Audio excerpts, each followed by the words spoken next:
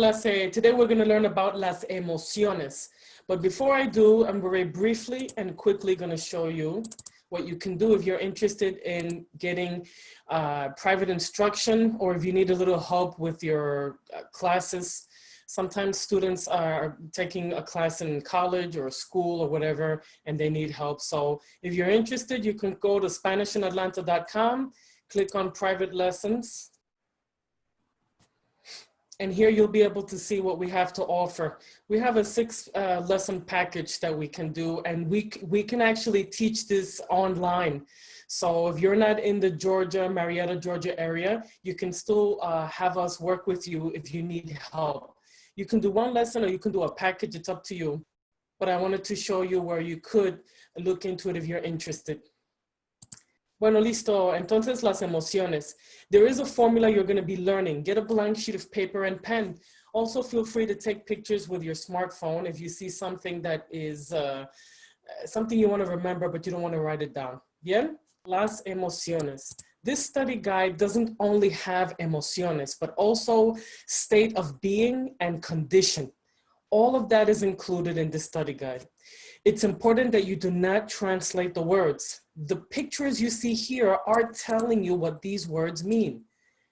So there's no need to do that extra step, which is going to get you stuck and is not a good tool to use anyway, as some of you already know, or most of you. Bien, entonces look at the picture, look at the word right next to it. You're going to understand what the words mean because of the picture. So there's no need to translate. So let's take a look. The best way to learn this is if you do it step by step. In order to successfully do las emociones, you must understand that every sentence you ever create has to be done with these steps in mind. So for those of you who took level 1, you understand sentence structure 1. You need to use that every level, okay? So in order to create las emociones, the first thing that your sentence has to have is a subject. So let people know who you are talking about, what you're talking about. So we're going to pick Lisa. Next step, you have to use a verb. You must use a verb. And the verb you have to use is this one, estar. You must not use ser or any other verb. Now the conjugation is estar. Lastly, step 3, you must pick the emotion or the state of being that is being felt or experienced by the subject. We know the subject is one person and it's a femenina, yeah? So let's pick something positive, contenta. And now you have a perfect example of what this formula is doing. So you just have to keep doing this. But now that you know what the formula is, it's important to practice the execution, okay? Let's talk about the second step, which is box 2. Box 2 is this verb, estar. El verbo estar es un verbo irregular. Here are the conjugations. Take a moment to write this down, or like I said, take a picture. Bien. I want you to see examples of the formula that I just showed you. So, ejemplos. Ellas están contentas. The reason why this sentence is correct is because the subject is the most important part of your sentence, or I should say the most powerful. It's because you have ellas that now you know what to do with the verb, and now you know how to spell the emotion. If I change this sentence to ella, I have to change the whole sentence. I have to change the verb from están to está so that it matches the subject, and the emotion being felt has to change as well. It has to match the person feeling the emotion. So that leads me to the next slide. Here you have the actual emoción or condition. The picture that you see here is exactly, let me zoom in a little bit. Bien, bien. Bueno, listo. The emotion that you see in this picture is exactly what these words mean. In Spanish, there are 4 ways to say almost, I want to say almost everything, but a lot of things. So emotions fall under they're like adjectives, yeah? So if the person that feels the emotion is singular and masculine, you have to use enojado. If it's more than one masculine, then it's enojados, etc., etc. So that's why I say to you that the first box, in other words, the subject, is the most powerful step and box in your sentence. If you don't understand this, and that's why you're going to always make mistakes, okay? Entonces, it's not good enough to know that enojado means whatever the picture is showing you. You have to also remember that there are 4 variations, or 3, I should say, and you must know which one's which. So my recommendation is first, memorize the emotions using pictures. So you have enojado, enojados, enojada, enojadas. Next picture, nervioso, nervioso, nerviosos, nerviosa, nerviosas. Remember, there are 4 ways to say the same thing. It's not about what the sentence means, but it's about honoring the formulas and executing properly, which we'll go to in about 2 minutes from now. First, let's go through some of these. So the picture you see here, you have contento, contentos, contenta, contentas. Tranquila, tranquilas, tranquilo, tranquilos, not tequila. Bien, bien. The pictures are doing a good job in letting you know what the word means. Most of the time, the picture is obvious. Now, frustrada, frustradas, frustrado, frustrados. Here you have embarazada, embarazadas. There is only 2 ways to say this for, I believe, obvious reasons, if you think about it for a little bit. Bien, bien. Next one, we have triste, tristes. This one is an exception. This one is neutral, es neutral, entonces no es necesario femenino, ¿no? There are a few exceptions, but most of the time you're gonna have to do 4, as you see here, yeah? Confundido, confundidos, confundida, confundidas. Sorprendida, sorprendida, sorprendidas, sorprendido, sorprendidos. Sorprendido is not necessarily a negative emotion. It could be positive or negative, depending on the situation. So let's say someone knocks on your door and they're like, hey, look at that, you won the special sweepstakes. You're gonna, now you're gonna get $1 million and a new car. Well, that is definitely sorprendida time. You're gonna be sorprendida, but it's a good one. Now, the opposite is true. What if you leave your house and all of a sudden, where's your car? That's not a good sorprendida. Now you have to call the cops and you have to figure out what happened. So you see, this one can be both. Next one, we have enamorado de, enamorados de, enamorada de, and enamoradas de.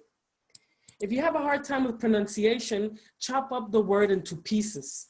Those of you who took level 1 already learned about this, so keep using that technique. So I would chop it up like this, actually. Here's a quick example. It's such an easy thing to do that sometimes the easiest things aren't done. And they're the easiest way to get out of a tough spot. So read each piece slowly. Make sure the spacing is bigger. I'm not doing it here because I don't have space. If I do it, then it's gonna ruin my, my page here. So enamorado. And then you coach yourself until you can say enamorado, enamorado, bien? So a simple technique to be able to deactivate your descrambler is all you ever need. And of course, if you want help, I mean, you'll have the option of getting help, but it's so nice to know it's an option. It's not a necessity, okay?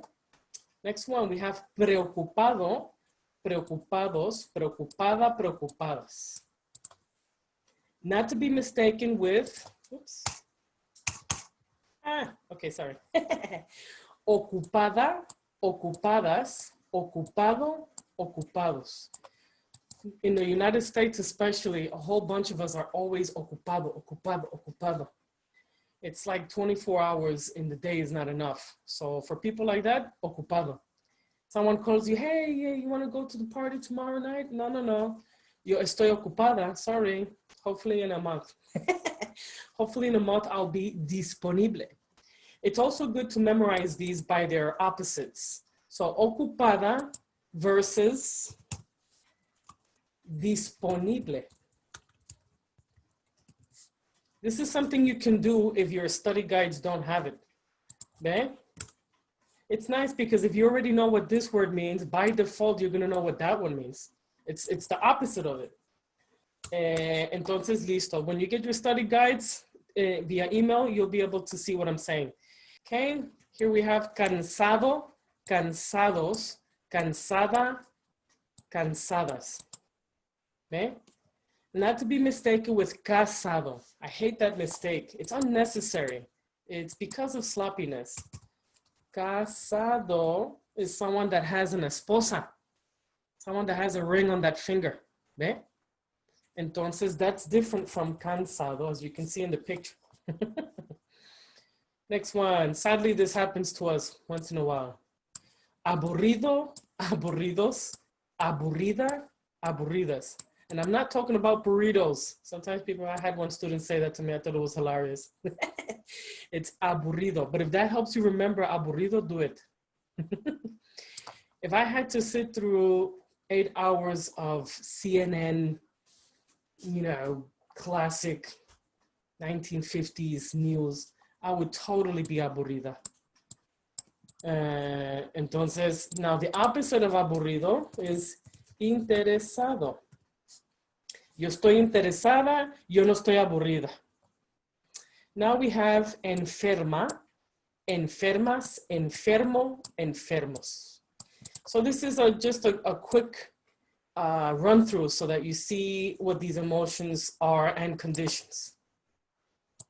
So now that you know there are 4 ways to say the same emotion, now you understand why I say to you that box number 1 is the most powerful part of your sentence. If you don't understand that, again, you'll be making lots of mistakes. Here's box number 1, which is your subject. And you must remember and ask yourself this question. How many people and what is their gender? Those answers will help you understand what to do here when you reach step 3. And it also affects the verb. Okay? It's because there's only one Lisa that we have to say Estar. But what if it was Lisa y Bob?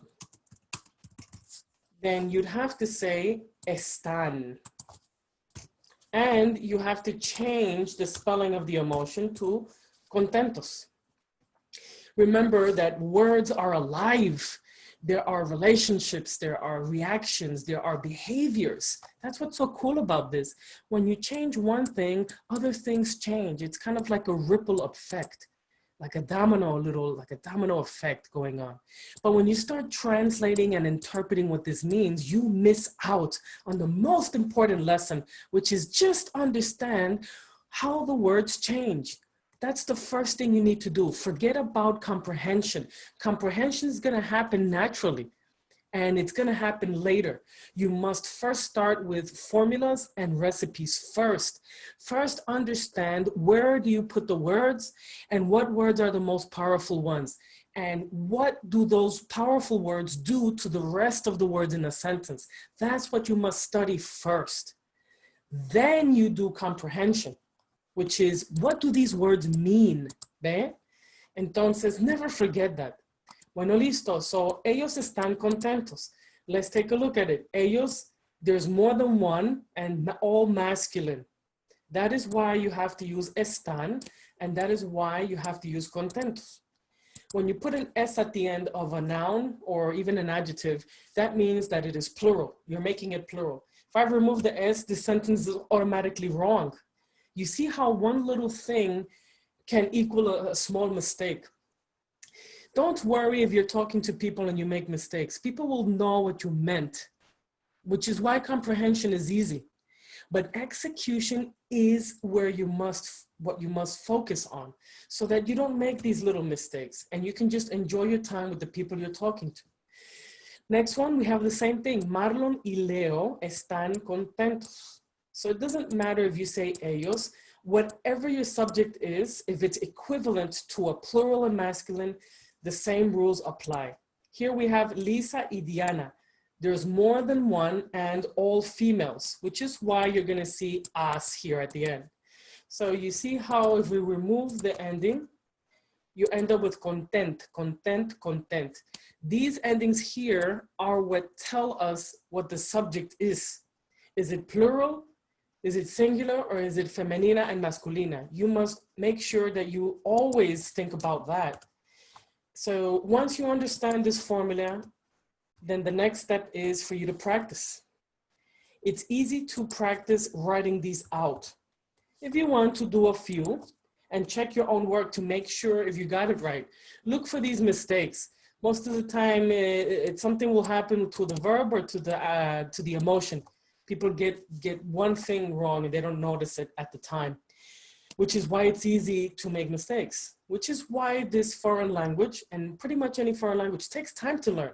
It's not because you're not smart, it's because execution requires the time and you have to develop neural pathways. So now we have La doctora está contento. Is this a good sentence or not? No. Yes. You see, femenina. The first thing you must think of is, what is your subject? Is it singular, plural, masculine, femenina? Once you have those answers, now you'll know what to do with the rest, etc., etc. So once you do 20 sentences written, then it's time to practice saying them without any paper or pen. Remember that most of the time what you're going to be doing is talking to people. You're not going to be passing down notes and writing to them, which is why that is the skill you must practice the most: the speaking, hearing, reading, and then writing. So writing is the last thing on the list. And sadly, when you go to a lot of places, schools, colleges, even some of the most prestigious ones, that's all they focus on: reading, writing, reading, writing. It's important, but it's not more important than speaking and hearing. And it's for lots of reasons. Misinformation, because there are too many kids in a classroom, so it's just easier to have everyone else in class just write stuff, you see? So you have to fill in the blanks when maybe the places that you're going to have flawed techniques for you to learn, no? Again, I'm not knocking reading or writing. It's just that speaking and hearing are the most important ones. Mini quiz time, yay. It's good to have to fix sentences or at least study them. It's good if you become the teacher. Find the mistakes and then you'll develop a good strategy so that you prevent yourself from making mistakes in the future. Okay, el doctor es contento. ¿Es correcto o incorrecto? Well, let's start with step number 1. You have your subject. How many? Only one, right? And it's masculino. Step 2, the verb that you use must match the conjugate. The conjugation must match the subject that is being used in the sentence. So we have es. Already that's a mistake because we cannot use es. The right verb to use is estar. Bien? So we cannot use any other verb that's not estar. Now we look at the ending, and does contento match the doctor? Yes, it does. And now you have a good sentence. The only thing we're missing is a tilde. Yay. Next one. Las hijas están cansadas. Subject is more than one and female. Does the verb match? Yeah, that is the plural conjugation. That's third person plural. But look at the condition. Cansada. When you see this, it doesn't match the subject. What's missing? An S. That's it. El padre de Bob están contentos. What is the subject? It is el padre, not Bob. So it's singular, which means the verb that we're using is correct, but not the conjugation. So we must eliminate that and put the right one. Now, the emotion being felt by el padre does not match the version of that emotion that we put, because this one is for a plural masculine. So what do? Just remove the S and you're good to go. Next one, la hermana enojada. Almost perfect. What is missing? Step 2. You see, it's interesting. It's so easy to make a mistake. So that's why you have to take time to digest the formula. Never comprehension. Don't translate this stuff. La hermana está enojada. Does the emotion match the subject that's feeling it? Yes, because it's singular female and this is the singular female version. Just to reiterate what I've already said, remember there are 4 ways to say the same thing. So you have enojada, enojadas, enojado,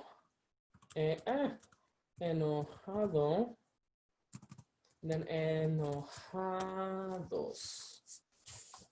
The reason why there's 4, even though these all mean the same thing, is because these emotions are telling us, in essence, who the subject is, which is kind of interesting and cool. So that's what we have there. Next one, los hermanos están contenta. Sentence structure is correct. You have your subject, you have your verb, you have your emotion. But is the verb conjugating correctly with the subject? Yes. The only thing that's missing is the tilde. And then the emotion, does it match the subject? No. It is a plural masculine, so you must do this. La directora está confundida. ¿Correcto o incorrecto? Be your own teacher, be independent, and don't be fearful of trying out things. I see so many adult students always worried and upset and nervous. Just do it. La directora, singular, female. The verb matches, the emotion matches, you're good. Next one, el gerente es nerviosos. It's wrong. Eventually, the more you do these, the more it'll be obvious. It'll be quickly obvious to you that there's something wrong with the sentence. By the way, what you see me doing here in this video is pretty much exactly the way I teach. So if you decide to take private lessons via Zoom with me, or if you want to do a small group course, then pretty much the experience that you're having here is pretty much what you can expect, except that there'll be other people and you'll be practicing with others online with me. Yeah? Bueno, entonces, el gerente is our subject. How many? 1 masculine. Is this verb conjugated correctly? It is, but it's the wrong verb. So it's not only good enough to conjugate the verb correctly, make sure you're using the right verb. And now you remove the S and you're good. Never forget this formula. That's what you should be focused on. Make sure this formula is completely understood and that you focus completely on it. Do not worry about what these words mean yet. That's going to happen later. Make sure that you study these. If you have any questions or if you're confused about what any of these words mean, then contact me. But it should be pretty obvious what you're dealing with here. So in this study guide, I'm giving you a picture, the verb that you need to use, and the emotion. You see emocionado, emocionada? That's just a reminder that there are 4 ways to say the same emotion. Now, there are exceptions. You see triste and triste, triste and tristes. Those are neutral, which means that you do not have to worry about that whole, let's see, which means that you don't have to worry about this. So this one is neutral. So is this one. Sorry, it's hard to draw with your mouse. And then other ones down the list. Disponible is also a neutral, and for obvious reasons, embarazada. So you've already, when you log into SpanishInAtlanta.com and view the video tutorial, you'll be able to, and of course the study guide, you'll be able to see what I mean by this. Bien? Entonces, triste, disponible, feliz and felices, and embarazada are your exceptions. Bueno, listo, clase. I hope you enjoyed this video and it was helpful. Watch it multiple times. And you can take out your notebook and your pen and take notes, whatever you need to do, honor the way your brain likes to learn. But like I said, do not translate any of these words. For those of you that sign up, you know that you can go to SpanishInAtlanta.com, click on your profile, and then from there you'll be able to do the online quizzes, extra video exercises that we have, and so on and so forth. Muy bien, listo, clase. I will see you next time. Ciao, ciao. If you like this video, please give it a like and subscribe for more videos.